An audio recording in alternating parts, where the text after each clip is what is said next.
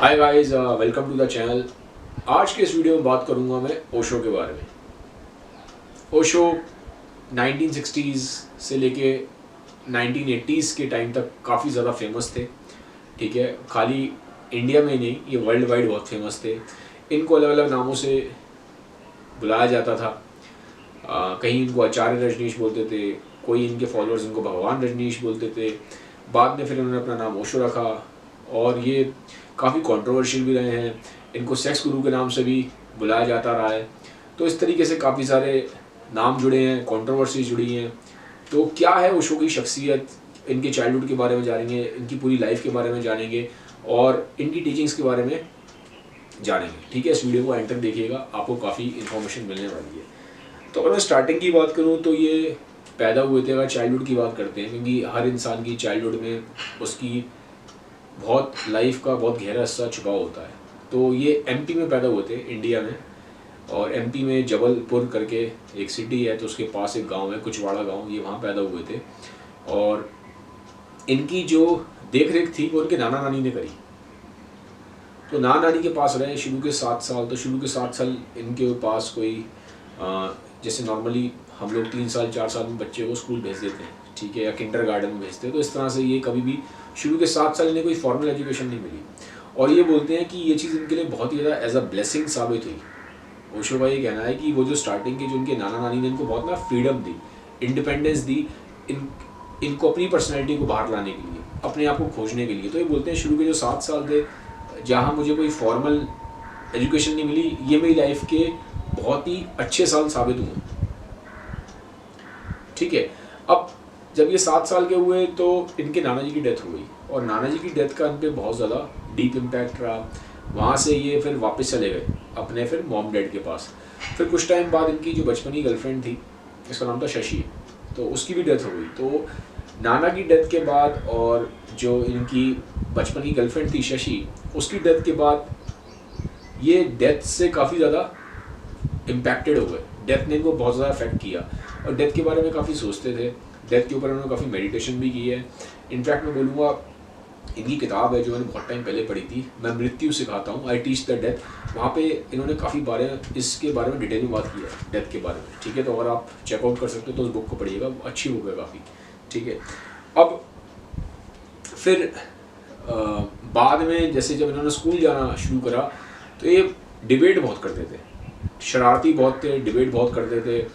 और स्कूल में जो टीचर्स थे और जो जितने भी अथॉरिटी फिगर्स थे वो इनसे काफ़ी परेशान रहते थे, क्योंकि इनकी आदत थी क्वेश्चंस पूछने के। और ये ऐसे क्वेश्चंस पूछते थे जिनका लोगों के पास आंसर ही नहीं होता था।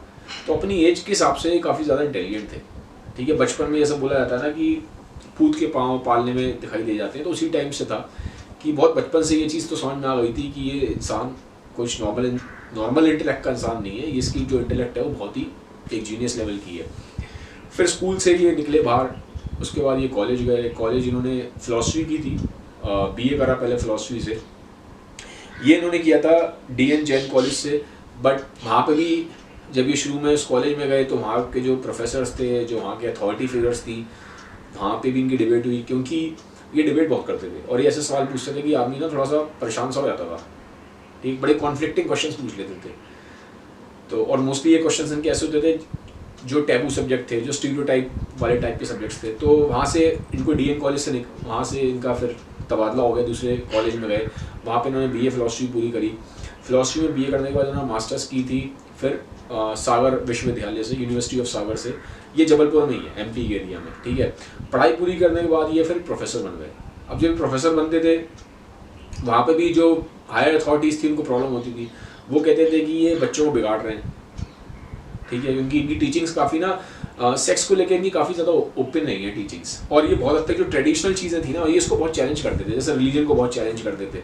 ठीक है, अगर आप इनफैक्ट इनकी टीचिंग्स पढ़ोगे तो ज़्यादातर ये जो ऑर्थोडॉक्स रिलीजन है उसके फेवर में नहीं थे। ठीक है, तो रिलीजन के ज़्यादा फेवर में नहीं थे, सेक्स को लेके बहुत ज़्यादा ओपन थे। ठीक है, पॉलिटिशियंस के खिलाफ काफ़ी ज़्यादा बोल देते थे, ओपनली बोल देते। ठीक है, नेशन वगैरह के कॉन्सेप्ट में ज़्यादा बिलीव करते नहीं थे। ठीक है, तो अब क्या हुआ, जो ऑलरेडी सारी चीज़ें इस्टेब्लिश्ड हैं उनके ये अगेंस्ट बोलते थे। और ये बहुत ज़्यादा एक्सट्रीम में ये फ्रीडम के लवर थे, भी चाहते थे कि इंडिविजुअल की फ्रीडम सबसे ऊपर है, ठीक है। तो ये ओपननेस और फ्रीडम पे बहुत ज़्यादा बात करते थे। अब यूथ को तो बहुत पसंद आती हैं ऐसी बातें, लेकिन जो ऑलरेडी इस्टेब्लिश फिगर हैं, ठीक है, जो अथॉरिटी होती हैं, अब अथॉरिटीज़ मोस्टली आपको एजेड होती हैं, और अथॉरिटी जब ऊपर पहुँच उस एज पे होती हैं तो वो एक पर्टिकुलर तरीके से सोचती हैं, तो उनसे इनकी आइडियोलॉजी मैच नहीं करती थी। तो उनको फिर क्या हुआ, बाद में फिर लंबे टाइम तक ये प्रोफेसरशिप मैंने कंटिन्यू नहीं किया। इन्होंने बाद में प्रोफेसरशिप जो उनकी जॉब थी एज ए टीचर प्रोफेसर, उसको उन्होंने छोड़ दिया, क्विट कर दिया। और ये पूरे इंडिया में ट्रैवल करते थे, पूरे इंडिया में ट्रैवल करते थे। और जैसा कि मैंने बोला, डिबेट, बहुत ज़बरदस्त डिबेटर थे, डिबेट करते थे। जा जाके जो फेमस डिबेटर बोलने वाले होते थे ना, पब्लिक स्पीकिंग में जो बहुत अच्छे होते थे, उनके साथ डिबेट करते थे पब्लिकली। तो काफ़ी फेमस हो चुके थे इंडिया में। फिर धीमे धीमे इनको समझ में आने लगा कि अब इनको ऐसे पूरे टाइम अपनी एनर्जी वेस्ट नहीं कर सकते, पूरे टाइम घूमते रहें इंडिया में और लोगों से ऐसे डिबेट करते रहें पब्लिकली। फिर ये बॉम्बे में जाके सेटल हुए, ठीक है। तो अगर मैं आपको बोलूँ तो 1966 के आसपास से, 1966 से लेके जो 1970 का जो आसपास का पीरियड था, उस टाइम तो ये घूमते रहे। और वहाँ पे बॉम्बे ये पहुँचे थे 1970 के आसपास, ठीक है। फिर वहाँ पे जाने के बाद इन्होंने अपना ना मेडिटेशन कैंप स्टार्ट किए, मेडिटेशन कैंप लगाने लगे। 3 दिन से लेकर 10 दिन का मेडिटेशन कैंप लगाते थे। और 1968 में इन्होंने बहुत ही हाईली कंट्रोवर्शियल एक अपना डिस्कोर्स सीरीज दिया, प्रवचन दिए, जिसको बोलते हैं from sex to super consciousness. अब ये जो सीरीज थी, जो इनके प्रवचन थे, मतलब एक तरीके से हिंदी में बोला जाता है संभोग से समाधि की ओर। तो ये मतलब जो पब्लिक थी उनको समझ में नहीं आया कि यार मतलब जो सेक्स है उससे आदमी को समाधि कैसे मिल सकती है। तो ये बहुत ही एक नॉवल थॉट था और बहुत ही एक कंट्रोवर्सी जनरेट करने वाले इनके प्रवचन थे। तो वहाँ से इनको ना एक हिट मिलनी स्टार्ट हुई, वहाँ से फेमस होना स्टार्ट हुआ कि ऐसा भी कोई आदमी आया, ऐसा कौन आदमी है चैलेंज कर रहा है, स्टेटस को था उसको चैलेंज किया, ठीक है। फिर 1970 में ये ऑफिशियली बॉम्बे में रहना स्टार्ट किया उन्होंने। वुडलैंड जो इनके अपार्टमेंट्स थे वहाँ रहते थे बॉम्बे में। 1970 से लेकर 1974 तक ही बॉम्बे में रहे। वहाँ पे इन्होंने 1970 में डायनेमिक मेडिटेशन स्टार्ट किया। अब ये जो डायनेमिक मेडिटेशन था, ये भी बहुत अलग टाइप का मेडिटेशन था। ये नॉर्मल मेडिटेशन नहीं होता जैसे हम बैठ जाते हैं। आज का जैसे जो मेडिटेशन बहुत फेमस है वो है ब्रेथ पे अपने फोकस करना, विपस्सना मेडिटेशन, ठीक है, जो एक पैसिव मेडिटेशन है कि आप बैठ के अपनी ब्रेथ पे फोकस कर रहे हो। लेकिन इनका मेडिटेशन ऐसा नहीं था, इनका मेडिटेशन एक्टिव मेडिटेशन था। उसमें क्या होता है, डायनेमिक मेडिटेशन में ज्ञानी बहुत तेज तेज सांसें लेगा, फिर सेकंड राउंड में चीखेगा, चिल्लाएगा, जो भी आ रहा है, मतलब कोई भी अपनी फीलिंग, थॉट, इमोशन कोई इनहिबिट नहीं करेगा। चीखना, चिल्लाना, जो करना करना है, ठीक है। गाली देनी है गाली दो, जो मर्जी करो। तो ये सेकंड स्टेज में होता है, ठीक है। तो इस तरह से 4 स्टेजेस होती हैं। तो अभी मैं उसमें तो नहीं आया डिटेल में, लेकिन जो डायनेमिक मेडिटेशन था ना, वो लोगों के समझ के परे था कि ऐसा भी कोई मेडिटेशन हो सकता है कि आदमी चीख रहा है, चिल्ला रहा है, तेज तेज सांसें ले रहा है, ठीक है, हूँ करते थे, चीखते थे, चिल्लाते थे। तो लोगों को समझ में नहीं आया ये क्या मेडिटेशन हुआ, पर इनका मेडिटेशन था और बहुत ही ना एक रिबेलियस मेडिटेशन था और बहुत ही ज़बरदस्त मेडिटेशन था, ठीक है। लोगों के ऊपर बहुत तेज़ी से उसने मेडिटेशन में काम किया। तो वहाँ से इनकी जो फेम था वो बहुत ज़्यादा बढ़ना स्टार्ट हुआ। लोगों को मालूम पड़ना स्टार्ट हुआ कि यार एक आदमी है जो इस तरह की बातें करता है सम्मुख से समाधि की ओर, एक आदमी है जो इस तरह की मेडिटेशन कराता है जहाँ पे आदमी चीख रहा है, चिल्ला रहा है, रो रहा है, ठीक है, गालियाँ दे रहा है, अब्यूज़ कर रहा है।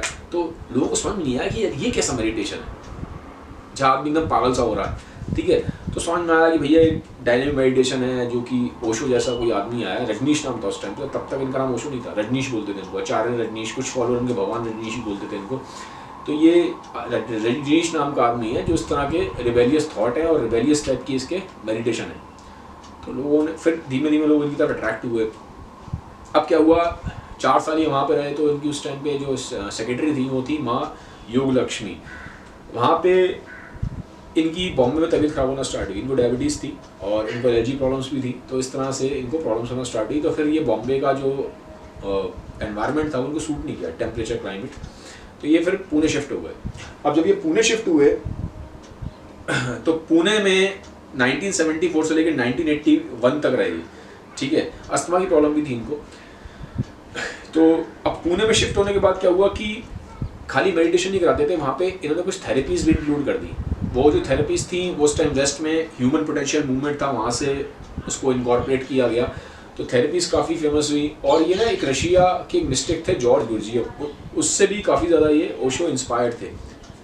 तो उनकी टीचिंग्स को भी काफ़ी इन्होंने इनकॉर्पोरेट किया। वर्ल्ड में जितनी भी टीचिंग्स थी ना, वेस्ट के पास और ईस्ट के पास, उन सबको मिला जुला के ना एक ज़बरदस्त इन्होंने, आप समझ सकते हो, एक सेंटर तैयार किया था।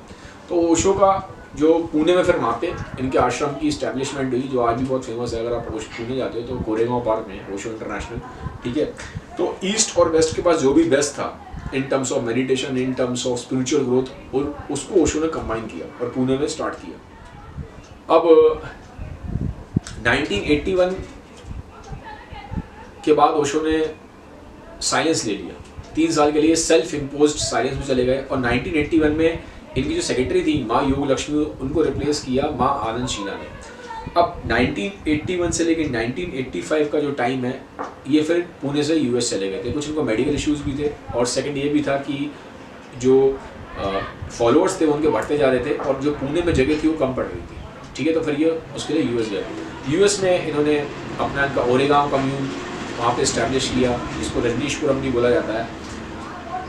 कुछ टाइम तक वहाँ रहने के बाद वहाँ पे फिर थोड़ा सा कंट्रोवर्सी जनरेट होनी स्टार्ट हो गई। कंट्रोवर्सी ये जनरेट हुई कि वहाँ पे एक फूड पॉइजनिंग अटैक हुआ। अब उस फूड पॉइजनिंग अटैक में जब इन्वेस्टिगेशन हुआ तो मालूम पड़ा कि जो माँ आनंद शीला है, जो ओशो की सेक्रेटरी थी, उनका इन्वॉल्वमेंट पाया गया, जिसकी वजह से माँ आनंद शीला को जेल भी हुई थी, कुछ सालों की जेल हुई थी माँ आनंद शीला को। और फिर ओशो पे भी बहुत तरह के फिर चार्जेस लगे, ठीक है, कि इमिग्रेशन में कुछ गड़बड़ हुई है और कुछ प्रॉपर्टी के डिस्प्यूट्स थे। तो बहुत तरह के डिस्प्यूट्स में ओशो को वहाँ पे इन्वॉल्व करा गया, ठीक है। और काफ़ी लंबा कोर्ट केस भी चला, और ऐसा माना जाता है कि क्योंकि ओशो बहुत कंट्रोवर्शियल थे और अथॉरिटी फिगर्स को चैलेंज करते थे, तो इसकी वजह से इनको फंसाया गया, ठीक है। तो ओशो को फिर ऐसा बोला जाता है कि ओशो को फंसाया गया, जो उनके फॉलोअर्स हैं वो ऐसा बोलते हैं कि ओशो को फंसाया गया था और इनको जेल में रखा गया। फिर कुछ टाइम के लिए ओशो को जेल में रखा गया। वहाँ से फिर ये इंडिया वापस आए, और 21 कंट्रियों में इनको बैन कर दिया गया कि 21 कंट्रियों में ये अपनी स्पीचेस नहीं दे सकते थे, ठीक है। फिर इनको वापस लौट के पुणे आना पड़ा। अब पुणे में जब ये आए तो फिर इन्होंने वापस, जो इन्होंने सेल्फ इम्पोज साइलेंस में थे, साइलेंस इन्होंने ब्रेक किया और उन्होंने वापस प्रवचन देने स्टार्ट करे। तो वहाँ जब प्रवचन दिए तो उन्होंने बताया कि जब इनको जेल में रखा गया था यूएस में, तो उनको जहर दिया गया था। इन्होंने ऐसा बताया ओशो ने कि इनको यूएस गवर्नमेंट ने एक जहर होता है थीलियम जहर दिया, जिसकी वजह से इनकी जो तबीयत है वो कंटिन्यूसली डिटेरियोरेट हो रही है। और ओशो को ऐसा आभास हो गया था कि अब ये बहुत लंबा जी नहीं पाएंगे। लास्ट जो इन्होंने फिर अपनी जो प्रवचन दिया था वो दिया था 1989 में, ठीक है, अप्रैल 1989 में।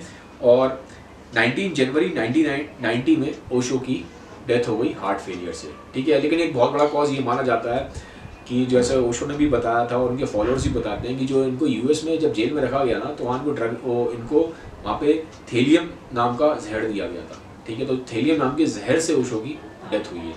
तो उसकी वजह से उनकी बॉडी कंटिन्यूसली वीक होती गई, और ओशो को उस चीज़ का आभास भी हुआ था। ओशो ने बोला भी था प्रवचन में बाद में पुणे आने के बाद कि मुझे जेल में कुछ ऐसा दिया गया जिसकी वजह से के बाद मेरी फिजिकल हेल्थ डिटोरिएट हो रही है कंटिन्यूसली, ठीक है। और फिर ये बात सच भी है। उसके बाद ये ज़्यादा समय जिंदा नहीं रहे, 84-85 में वहाँ से वापस आए और इन 1990 में इनकी डेथ हुई। 4-5 साल ही हार्डली जिंदा रहे, ठीक है। 19 जनवरी 1990 को हार्ट फेलियर से इनकी डेथ हुई। डेथ इनकी अभी भी एक मिस्ट्री है, काफ़ी बड़ी मिस्ट्री है, पता नहीं एग्जैक्टली कॉज क्या है इनका डेथ का, लेकिन जो ऑफिशियल स्टेटमेंट है वो है कि इनकी हार्ट फेलियर से डेथ हुई है। तो ये थी इनकी एक ब्रीफ, मैंने आपको बायोग्राफी बताई है। अब हम बात करते हैं टीचिंग्स की, क्योंकि मेन चीज़ इनकी टीचिंग्स में, क्योंकि ये जो मैंने बायोग्राफी बताई है ये तो आपको कहीं से भी इंटरनेट पर आराम से मिल जाएगी। अब मेन बात आती है टीचिंग्स की। देखो यार, इनकी टीचिंग्स कंट्रोवर्शियल इसलिए भी है क्योंकि ये बोलते थे कि मैं आदमी को माइंड के बियॉन्ड पुश करना चाहता हूँ, क्योंकि हर टाइम आप सब दिमाग में ही रहते हैं, हम थॉट्स ही सोचते रहते हैं, कभी नेगेटिव, कभी पॉजिटिव, कभी बहुत एक्साइटेड है, कभी बहुत दुखी है। ये कहते थे मैं जानबूझ के कंट्रोवर्शियल स्पीचेस देता हूँ ताकि इससे आदमी माइंड के बियॉन्ड जा सके।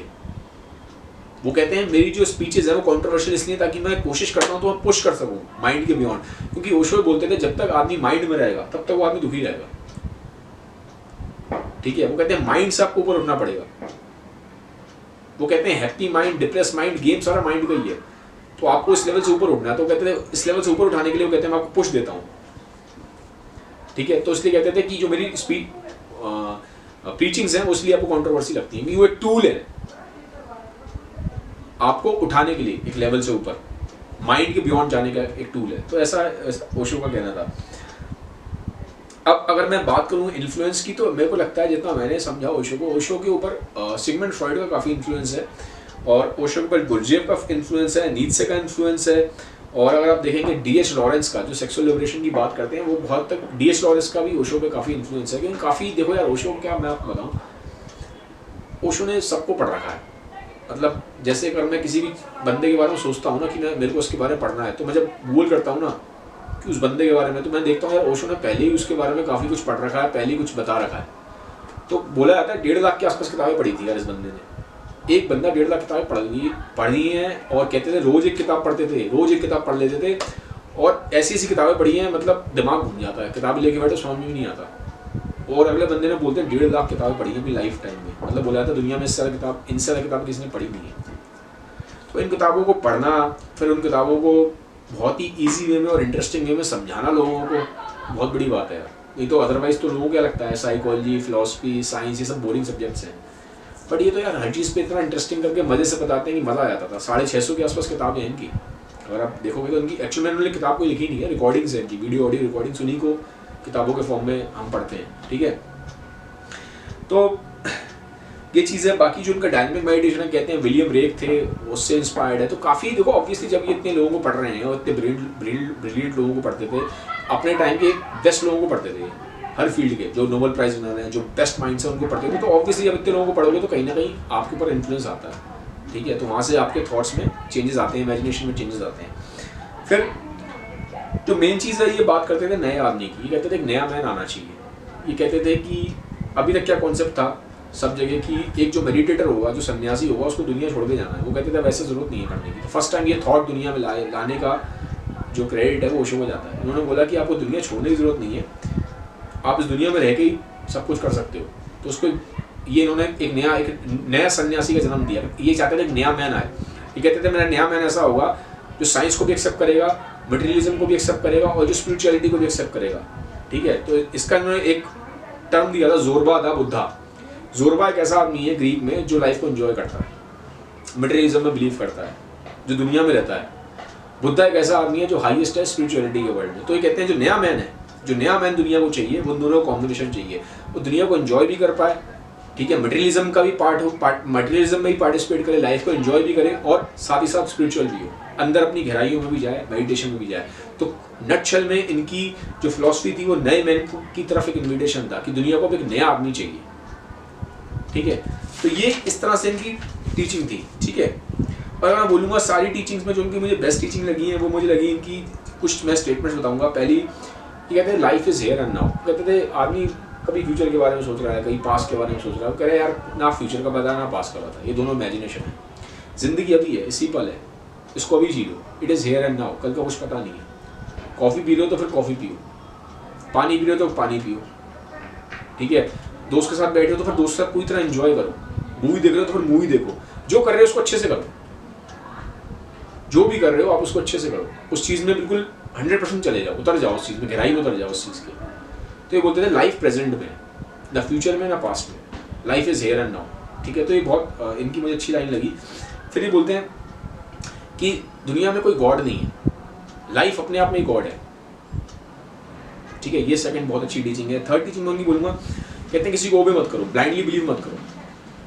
और ये बात मैं आप लोगों को ही बोलना चाहता हूँ, जैसे कई लोगों ने मेरे से ओशो के बारे में पहले ही पूछा हुआ है। तो ब्लाइंड बिलीफ आप ओशो में भी मत करो, ब्लाइंड बिलीफ किसी में करने की जरूरत नहीं है, खुद ही कह रहे हैं वो, नेवर ओबे एनीवन ब्लाइंडली। तो आप ये कहते हैं किसी को ब्लाइंडली बिलीव करने की जरूरत नहीं है, मुझे भी ब्लाइंडली बिलीव मत करो।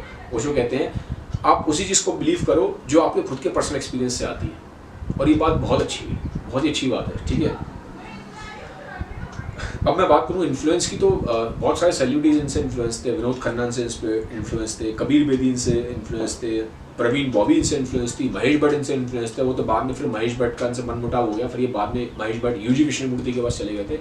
यूजी कृष्णमूर्ति अलग वो है, जे कृष्णमूर्ति नहीं है, वो उससे कंफ्यूज मत करना। जे कृष्णमूर्ति ओशो के कंटेम्प्रेरी थे, ठीक है, वो अलग है, यूजी कृष्णमूर्ति अलग है। तो महेश भट्ट इनको छोड़ने के बाद यूजी कृष्णमूर्ति के पास गए थे। अगर आप कहोगे तो मैं कभी यूजी कृष्णमूर्ति पे भी वीडियो बना दूंगा।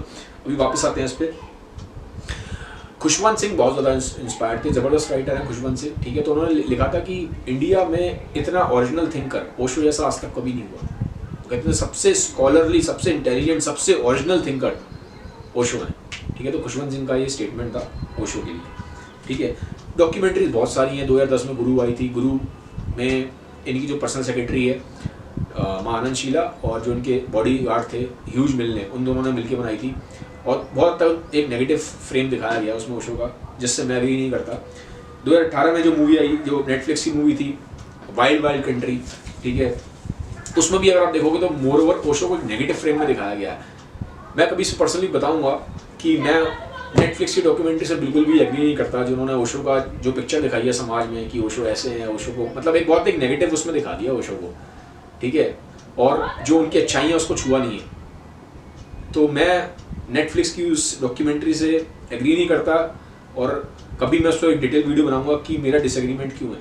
ओशो जैसा बोल्ड थिंकर, ओशो जैसा करेजियस थिंकर, हो सकता है आप उनकी बहुत सारी बातों से एग्री ना करें, हर बात से हमें एग्री भी नहीं करना चाहिए। मैं भी ओशो की बहुत सारी बातों से एग्री नहीं करता, बहुत सारी ओशो की बातों से मैं एग्री नहीं करता, despite the fact I admire him a lot, I like Osho a lot, but फिर भी बहुत सारी बातें मैं ओशो की उनसे एग्री नहीं करता। और हो सकता है आप भी उनकी बहुत सारी बातों से एग्री ना करें, बट एक बात आप सबको माननी पड़ेगी, ओशो जैसा बोल्ड थिंकर, करेजियस थिंकर ना पास्ट में हुआ, ना आज है, ना मुझे लगता है कभी होगा।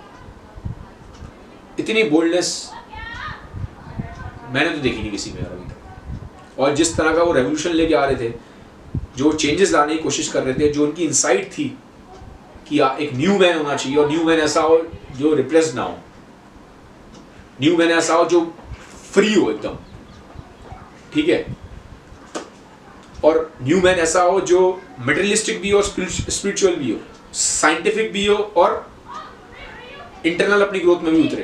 तो ये जो कॉम्बिनेशन वो न्यू मैन का क्रिएट करना चाहते थे, जो इनकी एक इंसाइट थी, ठीक है, एक फ्यूचर जो उनका विजन था, वो बहुत ही ज्यादा मैं बोलूंगा हाईली क्रिएटिव था, बहुत हाईली क्रिएटिव था, और उस पर उन्होंने बहुत काम भी किया। बट यार आपको पता है कि एक आदमी अकेला है और पूरी दुनिया एक तरफ खड़ी है, तो बहुत मुश्किलें आती हैं। और ओशो का ये कहना भी था, जब ओशो की डेथ हुई थी ना, तो उनके लास्ट स्टेटमेंट्स थे कि मैं जो अपना सपना है वो आप लोगों पे छोड़ता हूँ, I leave my dream upon you, ठीक है। तो उनकी लास्ट स्टेटमेंट्स ये थे, क्योंकि उनका जो सपना था ना एक नया इंसान बनाने का, जोरबा को और बुद्धा को कंबाइन करने का, वो बहुत हद तक मैं देखूंगा अभी भी अधूरा है। अधूरा के पीछे उसका रीजन ये है क्योंकि ओशो जिस इंटेलेक्ट के लेवल से बात करते थे, नॉर्मल आदमी के समझ के परे हो, क्योंकि नॉर्मल आदमी इतना हाईली अपनी कंडीशनिंग्स की वजह से, अपने जो हमारे चाइल्डहुड कंडीशनिंग्स हैं, जो हमारे ऊपर कल्चर, सोसाइटी, नेशन, रिलीजन और इतने सारे थॉट्स हैं हमारे ऊपर, हमारे पेरेंट्स के, टीचर्स के, फ्रेंड्स के, मूवीज़ के, बुक्स के, ठीक है। तो इन सब के थॉट्स, ऐसा नहीं मैं कह रहा हूँ कि कुछ भी इसमें गलत है, बट इससे ऊपर उठना, इन चीज़ों से ऊपर उठ के सोच पाना और फिर वहाँ पे उस लेवल की चीज़ों को समझ पाना, वो इतना आसान नहीं, क्योंकि ओशो ना बहुत ऊपर के लेवल से बात करते थे और आदमी यहाँ खड़ा हुआ है, बहुत गैप है चीज़ों को समझने का। आदमी को क्या लगता है, मैं बता दूँ, लोग सोचते हैं कि ओशो सिर्फ सेक्स गुरु थे, सिर्फ वो सेक्स के बारे में बात कर रहे थे। ऐसा नहीं है, लोगों ने पढ़ा ही नहीं है उनको, लोगों ने सिर्फ एक टाइटल समझ लिया है। भाई उन्होंने बहुत चीज़ों के बारे में बात करी है, बहुत चीज़ों के बारे में, कि फ्यूचर दुनिया का कैसे हो सकता है, दुनिया किस डायरेक्शन में जा रही है, क्या कर सकते हैं, एक इंडिविजुअल की लाइफ को मैक्सिमम पोटेंशियल तक कैसे पहुंचा सकते हैं, एक इंडिविजुअल की लाइफ में मैक्सिमम हैप्पीनेस कैसे ला सकते हैं, दुनिया कैसे चल सकती है, दुनिया बेस्ट तरीके से कैसे चल सकती है कि इंडिविजुअल की लाइफ को मैक्सिमाइज कर सके in terms of happiness and in terms of achieving his potential. उन्होंने बहुत चीज़ों के बारे में बात की है, लेकिन क्या है कि लोगों ने बस एक चीज़ को पकड़ लिया है कि वो आदमी सेक्स गुरु है, वो सेक्स के बारे में बात करता है। यार वो एक कॉम्पोनेंट है, वो सिर्फ एक बहुत छोटा सा पार्ट है, बहुत छोटा सा पार्ट, ठीक है, जिस पे उन्होंने बात की है। उसके अलावा उन्होंने हजारों टॉपिक्स पे बात की है, तो वो तो हम पढ़ते नहीं है ना, वो हम समझते हैं ना, हम देखते हैं, हम उसको पकड़ के बैठ जाते हैं। आदमी की पर्सनैलिटी का हम सिर्फ 1/10 पार्ट पकड़ लेते, 9/10 हटा देते हैं, क्योंकि हम वही देखते हैं जो हम देखना चाहते हैं। दुनिया में वैसी दिखाई देती है जैसा हम देखना चाहते हैं, तो इस चीज़ को आप समझने की कोशिश करो, ठीक है। मैं ये नहीं कह रहा हूँ, मैं कभी भी ये नहीं कह रहा हूँ कि आप किसी के फैन बनो या ब्लाइंड बिलीवर बनो, नहीं, बट बिना किसी को क्रिटिसाइज करने से पहले उसको पढ़ तो लो, समझ तो लो पहले उसको, फिर आप करो क्रिटिसाइज, मुझे कोई प्रॉब्लम नहीं है, बट पहले समझो उसको, वो आदमी कहना क्या चाह रहा है। और मोस्ट ऑफ द टाइम्स मैंने देखा लोग समझ नहीं पाते। रीज़न मीन क्या है कि ओशो का इंटेलेक्ट बहुत ऊपर है और नॉर्मल आदमी का इंटेलेक्ट से ज़्यादा प्रॉब्लम आती है कंडीशनिंग की, क्योंकि जो हमारे ऑलरेडी कंडीशन हो रखे हैं ना, उसको खाली करना बड़ा मुश्किल है। एक लोटा आया, वो लोटो में पहले से पानी भरा हुआ और ऊपर से पानी डाले जा रहे हो आप, तो नहीं जाएगा पानी। पहले जो भरा हुआ पानी है उसे खाली करना पड़ेगा, तब लोटे में नया पानी जाएगा। तो ये प्रॉब्लम हो जाती है। तो लोग कनेक्ट ही नहीं कर पाए, लोगों को समझ नहीं आता वो आदमी क्या कहना चाह रहा है। ठीक है, तो यार बस यहीं पे मैं इसको वीडियो को एंड करूँगा। बट पढ़ो, समझो, लाइफ में उसको उतार के देखो, लगे ठीक जा रही है चीज़ तो ठीक है, नहीं जा रही तो कोई दिक्कत नहीं है, हटा दो यार। जैसा कि मैंने बोला, मैं भी बहुत सारी चीज़ें सुन के डिसएग्री करता हूँ, पर बहुत सारी चीज़ें मुझे अच्छी भी लगती हैं। तो जो मैं एक चीज़ बोलता हूँ सबसे, चाहे दुनिया में कोई भी आदमी है, जो चीज़ें अच्छी लग रही हैं वो रख लो, जो चीज़ें आपको अच्छी नहीं लग रही उस आदमी की उसको हटा दो। कुछ जा तो नहीं रहा आपका, ठीक है। और वो एक थिंकर है, मैं एक थिंकर को पढ़ने के लिए बोल रहा हूँ आपको। मैंने ऐसा नहीं बोल रहा किसी को भी पढ़ो, ठीक है। मैं अच्छे थिंकर को पढ़ने बोल रहा हूँ, अच्छा थिंकर है पढ़ो उनको, जो अच्छा लगे रखो, नहीं लगे तो हटा दो यार। ऐसा आप सबके साथ अप्लाई कर सकते हो। जो भी बड़े बड़े फिलोसफर हैं, साइंटिस्ट हैं, पूरा किसी को मानने की जरूरत नहीं है। जो अच्छा लग रहा है उसको रख लो, जो नहीं लग रहा उसको हटा दो यार, क्या प्रॉब्लम है उसमें, ठीक है। बट हाँ, ब्लाइंड बिलीव नहीं करना, कोई भी किसी का भी ब्लाइंड फॉलोअर नहीं बनना। जो आपकी ज़िंदगी आपको सिखाएगी वही सबसे ऊपर है। किसी को भगवान मत बनाओ, भगवान कोई नहीं,